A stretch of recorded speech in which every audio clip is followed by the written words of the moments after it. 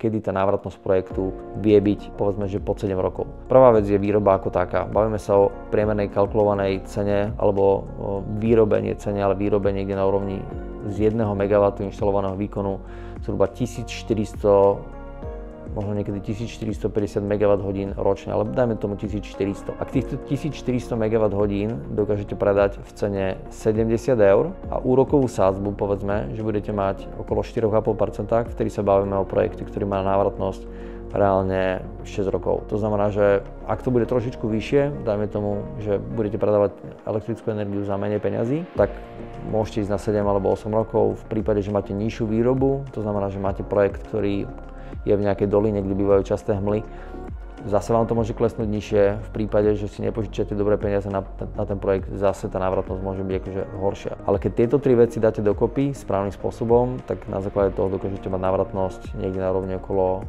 5 rokov v projektoch, ktoré my teraz aktuálne stávame. Neskôr, ak tie ceny za megawatt hodinu výkupného ostanú v tejto istej hranici, alebo trošičku podskočia, pretože v Chorvátsku máme možnosť získať, dajme tomu, výkupnú cenu 82 eur za megawatt hodinu. Prostredníctvom aukcie, boli dve aukcie za sebou, ktoré dopadli takým spôsobom, že bolo viacej peňazí k dispozícii ako projektov samotných, takže je pravdepodobnosť, že aj tieto aukcie, ktoré budú v roku 2025, dopadnú veľmi podobne. Tak v tom danom bode sa môžeme baviť teoreticky o menšej návratnosti ešte, ako je 5 rokov, čo dostáva tie projekty do veľmi, veľmi atraktívneho pásma.